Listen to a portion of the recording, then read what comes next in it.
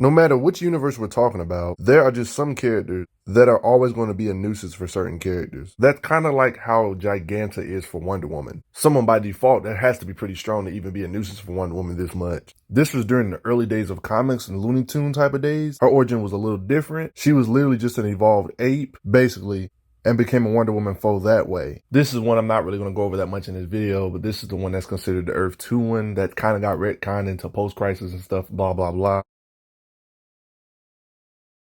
Her story in becoming Giganta is pretty interesting because she wanted to get out of her disease-ridden body at first, to get inside of Wonder Woman's body because her body was disease-filled and stuff. I bet you can already tell where this is going. Some type of mind transference thingy because she was experimenting on learning how to transform one's life force to another. That's why she tried to transfer her life force into Wonder Woman to revive herself. But this process was untested on humans. Of course, this attempt failed and she never really got transferred into Wonder Woman. Of course, they can't have her be Wonder Woman, obviously, because she's the star of the comic. But they state in narration, when she was terminally ill, she transferred her consciousness into the body of a size-shifting circus strong woman and became known as Giganta, and that's how that happened. Believe it or not, she was actually a brilliant scientist. She's not just a big old giant woman that wants to kill Wonder Woman all the time. There was a time she actually built a machine, swap essences out with different entities. She used on creatures, though. She wanted to do this to Wonder Woman, blah, blah, blah. In newer stuff, Giganta's origin was a little bit different, and she was a lonely, strange child in school, the one with the blood disease that made you weak and fragile. You couldn't play, you couldn't run, you were mocked and small. All you wanted was a friend. That's why she's so rageful in this new continuity. But she still has similarities, like still wanting to be a doctor, because she was a brilliant person. In this universe, she didn't switch bodies, but she actually found a cure to her illness towards an early death. It was supposed to be, but she tested it on herself as a cure, supposedly, and it changed her and gave her incredible power in this newer continuity. But the question is, how strong is she? She's one of those characters, since she's a villain of a character, she doesn't have that many showings, having less than 100 comic appearances in the post-crisis era. Whatever size she can get, it should correlate to her strength. So being able to lift up stuff like this makes sense, like boats, or simply just crushing cars with ease with her strength. Large rocks. Newer stuff, she's shown to be able to throw little folks for miles. I mean, she stated she can throw a car 200 miles. She's always scuffling with Wonder Woman. In this occasion, she's not even that big. She's strong enough to cave in the ground and make cars bounce and parts of buildings break apart. I mean, you can't just be getting mad and messing up the ground, Giganta. I mean, you might cause an earthquake or some crap punching this mud. Punching a giant robot that's like the height of a building like her. Her durability seems to correlate because she runs through this bridge and it doesn't seem to harm her at all, just by accident. She even ruins your movie. Like, come on, Giganta. Stop messing up the screen.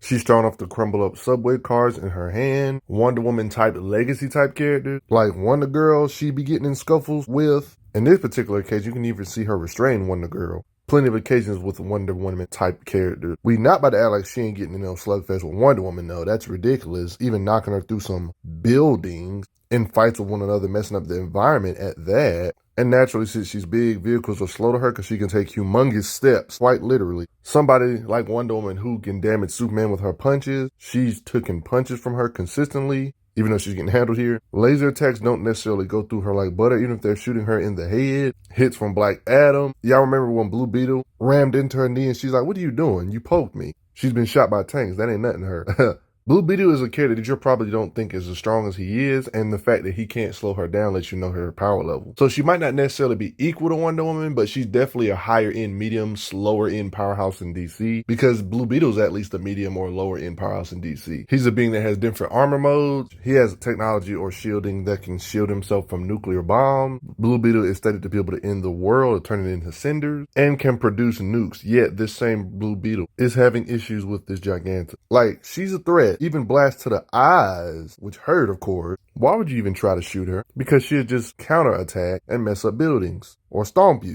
She has to be more durable than her size. I mean, falling through all this debris and none of it pierces your skin, even if it's paper cuts, is pretty impressive, because you think about when we fall into sharp stuff that's small, it still pierces our skin. But for her, she seems okay after it. She's forever being stuck by Wonder Woman, though. She's one of those characters where off instinct, if you stab her while you're fighting her, she will grow on instinct, technically. I mean, in the newer stuff, she got a car thrown at her face and it shatters on her, and she was okay afterwards from damage. They even say she's not human. They even go as far as saying we can't bite her skin. So they start running away. I don't really know the limit of her getting big. We know she can get as big as certain buildings. Some buildings can weigh up to hundreds of thousand tons. So by default, to be able to hold her own weight with her legs, she has to be able to support at least that that much, depending on how big she gets. But even that's an oversimplification because she be battling Wonder Woman, might not quite be on her level, but she ain't necessarily an ant in comparison to her either, if you know what I'm saying. I mean, the different scans, you can see how big she is, way bigger than houses, taller than gas stations. Like in this occasion, she's not towering over the tallest buildings, but she's still kind of on the upper end height of them.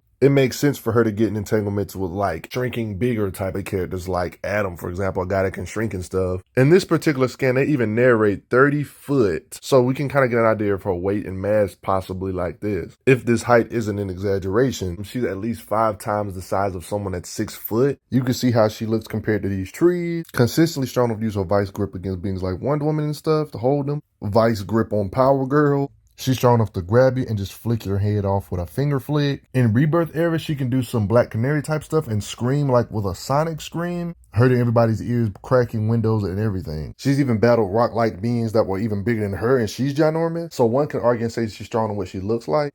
She's pretty strong, nothing too crazy though. Hey, but she's always been around though, since the old days. If I was to put it like a grid, like if I had to put all these characters in a grid, of course I wouldn't say she's up there with Superman, but she's like a medium heavyweight, lower heavyweight. Maybe she could still be up there with a lower end type of Green Lantern. Jessica Cruz is still pretty strong as Green Lantern. I would say she's around that Blue Beetle, Starfire, Jessica Cruz, Lantern levels of raw strength, raw output when it comes to punching power, stuff like that. But not necessarily Superman level or Wonder Woman-esque. She still be giving Wonder Woman issues. You know what I mean? If that makes sense, no matter which continuity. But what do you guys think? How strong do you think Giganta is? But thanks for the donations, everyone. It helps out a lot. Respect Giganta, though, in some degree. I'm glad you are enjoying your time on the channel. Make sure you check out the playlist on the channel to see other How Strong videos. If you like what this channel is offering, make sure you hit that subscribe button, and I will see you guys later.